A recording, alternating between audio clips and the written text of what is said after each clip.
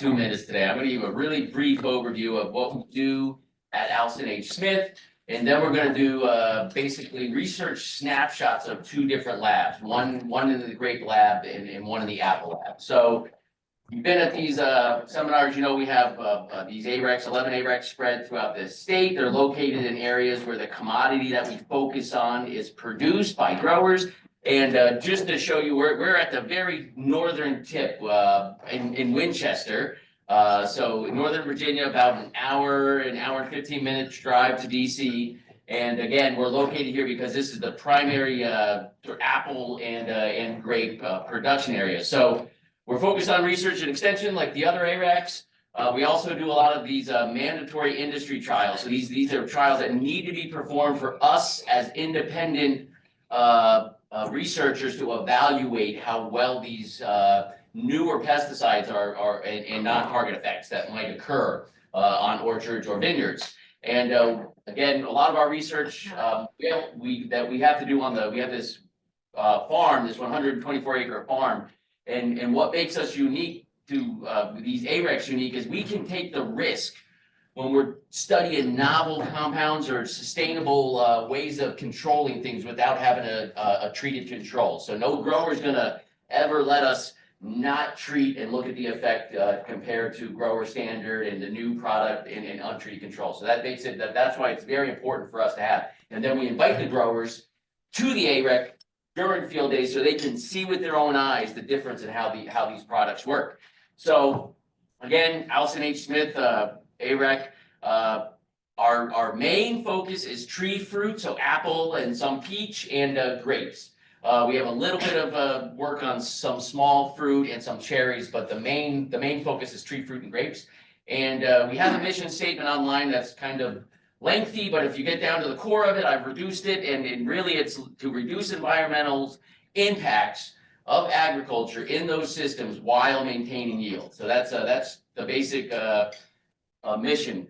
A brief history, our AREC was first established in the 1920s, and the first building contained an entomology lab, a little bit of a rearing facility, and it was located in downtown Winchester. In the 1950s, they built a bigger lab with multi-lab facilities, including horticulture and plant pathology, and that was also located downtown. And then in the 70s, this land was purchased, the farm that we're on, and then about 30 years ago, we opened this building. So the current facility that we have is about 30 years old, and we just celebrated our 100th year anniversary.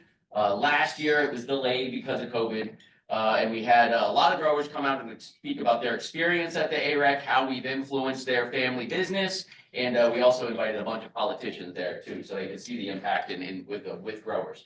So we have 6 research labs at the facility. We have a horticulture lab, tree fruit pathology, so apple and peach entomology lab, a grape pathology lab, and a viticulture lab. And we're in the process of adding an enology lab right now. So we have a candidate that we're negotiating startup with. And that enology position, in addition to looking at volatiles and aromas from wine, we are hoping that they'll be interested in doing the same thing for cider. Big apple cider production here in Winchester and Northern Virginia, and we think that can be a good avenue for research. So real quick shot of our farm. So again, 124 acres. The outline, we're in the building down there right now on the right side of that picture. And yeah, that's farm. Really beautiful place to work. And again, we're right in the central zone of where a lot of the grape and apple are produced. And then just to show you some of the bigger picture, you're going to get a research update in a minute, but some of the bigger picture sort of avenues we've been working towards as a group, as faculty and staff. We've been working to get biohazard 2 greenhouses built here. We don't have any money for those right now. And we've set in several proposals to funding agencies to have this built, but we're coupling this biohazard 2 greenhouse with a controlled environmental agriculture facility. And the idea is we have a large 20-foot, 25-foot ceilings on these greenhouses, which would allow us to put mature potted apple plants in. And one of the really sort of proactive way we're looking at this for extension is using the climate control in the greenhouses. We'll be able to investigate which cultivars will grow better in Virginia under future climate models. And that way, when growers are pushing out their next vineyard or their next apple production, they have a choice of what we think might work good under future conditions. The biohazard tool obviously allow us to work with pathogens and biological control agents. And then this is a really cool project that we started last year. There's a small elementary school right down the road from us, Orchard View Elementary School. And we started a partnership with them where they are helping us ID our yellow sticky cards. So this is how we monitor predators in the apple orchards and how effective insecticides might knock them down. So looking at non-target effects, we basically collect these sticky cards each week. We put them in plastic bags there's no pesticide, no fungicides on those, and the teachers are trained on looking at the predators and helping us ID those. And then that school has they're going to take the data that we get from the insect ID, and the older classes are going to integrate that into their math courses. So they're going to look at graphs, how to produce graphs, how to look at and start interpreting data and looking at ratios and probabilities. And then the 8th grade class is going to use that data set to write opinion pieces and reports on agriculture and sustainability. So it's a whole program wrapped up with this partnership school, and we'll also be sending graduate students there for some outreach event with our insects just in general. So that is a snapshot of what we do here. Yeah. All right. And Mizuho, you want to go up next? Share.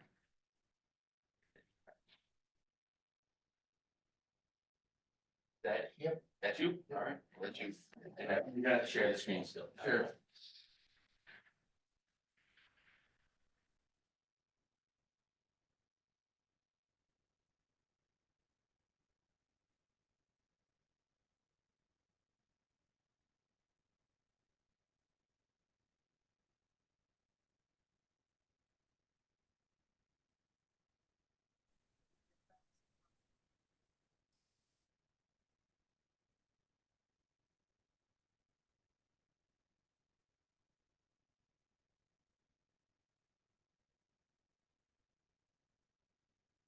Right, so I hope you guys seen that the projector screen over there at the Zoom. All right, my name is Mizuho Honita. I'm associate professor at the Alson A. Smith AREC Junior. Alson A. Smith AREC, and then my lab is mainly working on the management of grape diseases. And then I'm going to do a really quick intro for my program, and then my student Jonathan will take over to show his current research. But really quick, it's not only me, but the majority of faculty members who had at the extension appointment, typically the workflow is something like this. So we have to identify the issues and evaluate what's going on. And then we develop management strategies. So these two steps are a lot of time, we spend a lot of time and also using science to find out. And then we do deliver the information or other recommendations to growers. And I'm going to use the grapevine viruses as an example of such activity. When I joined back in 2009, the growers are speculating that they might have issue with the viruses, but they don't know what's going on. So my student Taylor, and we did a survey on the vineyard. We visited about 120 vineyards, and then collected 100 samples. And then 65% of surveyed vineyards had at least one infected vine. And then 25% had the grapevine leaf roll associated virus 3, and then 20% had the grapevine red throat virus. So it was way more infested than we thought. And then for this talk, I'm going to focus on the leaf roll 3 because they have vectors, which was unfortunately very common in our environment. So just quick overview, if you haven't seen a grape, I hope you have seen a grape, but the grape on the picture in the middle, the one is kind of pale purplish color, is the one infected by this virus. And it will reduce the sugar accumulation and the anthocyanin production. Both of them are pretty important when you're thinking about making red wines. So it can create a lot of issues in the vineyards and also wineries. And then once again, that it is vectored by mealybugs and the stale insect. And the mealybugs were pretty popular in our area, which is shown on the picture on the left. Right, and then, once again, once we identify one issue, then we have to go for the other one too, right? So then now we know it didn't have a vector, but now we have to know which vector we have. So we did a survey, again, and then find out that the great mealybugs and the Gills mealybugs, the two common ones, and occasionally we found the striped mealybugs. And then I'm not gonna go into the detail, but we did a series of field studies to find out which chemical may work, and then we basically come up with a publication, and then also the information delivery, which can be in the form of actual presentations or in the form of extension fact sheet that you see here. So it's more like a summary of what happened. So we found, identified issues, and then worked on it, and I didn't have time for today's talk, but we have a lot of data accumulated through the survey, so we indicated that the importance of the certified vines while we are doing analysis, and then we deliver the information. For the other project, when the Kevin showed our picture why they have dogs in it, and the reason why is that we have a project with the Texas Tech. We are basically proving that we can train the dogs to detect lanternfly eggs, which is an invasive insect in our area. And then also on top of that, we are working on the grape powdery mildew. So long story short, we are basically proving that yes, we can do that. And then actually we just have a publication last month, that is showing that the dog can be trained to detect powdery mildew from the leaves. So my pipe dream here is that the dog will tell me when to spray fungicide. All right, so other project really quick, we're working on the raccoon. So it's a fungal species. So we are moving from virus to fungi, which is kind of common in my lab. And then Charlotte, Oliver, and Manoji was the previous student. They did a survey, species identification, fungicide resistance detection, and then field trials. We also work on the bacterium, which is a crown gall. AREC and Avder worked on the documentation of two novel biological control agents against US isolate. One of them we are trying to patent through Virginia Tech. Another one is about to be ready in the market. So we are making good progress on that. And then also we are working on the physical barriers to reduce pesticide use, because there are lots of things going on the pesticide. And of course, as Kevin mentioned, our mission is try to reduce the environmental impact. So we were hoping that we can do some other way to reduce that. Right, and then today's topic, which Jonathan will go over in detail, is that the great downy mildew. So now we're talking about all mycetes. So once again, we are jumping different kingdoms and different groups. But anyhow, so what we are doing is that a couple of different things. One is going back to the workflow. We are working on the vector system, which is the email-based system, where we are using the previously published models. But the new thing here is that we are using both historical and also forecast data. And on top of that, we are using the data from weather database, not the weather stations. So the benefit here is that you don't have to have a weather station. Only thing I need to run this model is a coordinate. So this is a collaboration with Dr. Hayashi and Ono at the Kyoto University and then Osaka Public University in Japan. They are mainly working on the machine learning model based on our field trial data to identify the potential cue for the infection process. And then we are also revisiting the previous model because the model was published in the 80s. So of course, they don't have a lot of data set over there. So my student Jonathan is working on revisiting it, and he already found some interesting results already. And then the topic for today's presentation for him is basically going for the management piece, which is evaluating biopesticides against this particular disease. All right, with that, I'm gonna hand it over to Jonathan.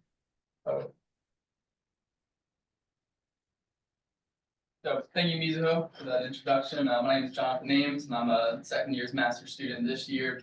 And over the past summer, I did a product trial against grape downy mildew here in Winchester, Virginia, 2024. So over the past couple of decades, the Virginia wine industry has been growing pretty rapidly, with over 300 wineries now in Virginia, primarily of Vitis vinifera, which are those varieties such as Chardonnay or Cabernet Franc that you may have heard about. The direct impact of our industry is over $1.8 billion. So as you can see, we're a very profitable industry, but it's also very challenging to grow in this area due to our high summer rainfall and high humidity. That can lead to some pretty extensive fungal diseases. One of those major ones is downy mildew, which we're talking about today. This is caused by the Mycete plasmopara viticola, and it causes this kind of weird mottling of the leaves and eventually necrosis called oil spots, and then also a white kind of fluffy appearance on the bottom of the leaves, which is the sporulation of this pathogen. This is a very detrimental pathogen causing severe defoliation, but it can also affect any green young tissue of a grape, including the berries and stems, and can cause over 75% crop losses in unprotected vineyards and over 90% defoliation also in unprotected. So then moving on to some of our preventative products, we have many of them, but they're becoming more and more limited. And one thing you'll notice here is FRAC. It stands for Fungicide Resistance Action Committee. And essentially, if you're in the same code, you're going to have the same mode of action for preventing the. So there's a couple issues here limiting our preventative products, and one of those is EPA re-registration. A couple of our products, Captan and Mancozeb, are coming up for re-registration under the possibility of some severe regulations and upregulation on those products. And additionally, copper, which is not under EPA registration as of now, but is will be coming up in the coming years. And with the European Union, there are some pretty severe regulations for copper. We can expect our EPA to probably follow suit as well. Additionally, we've noticed resistance issues to FRAC 40 and 11, some of our common agents. And then outside of the US, we've seen Alson generated to FRAC 4. And then in other crops, we've noticed a resistance to FRAC P07, which is pretty concerning for our industry. As such, the objective of this experiment is to evaluate the efficacy of some of these biopesticide products in protecting against downy mildew of this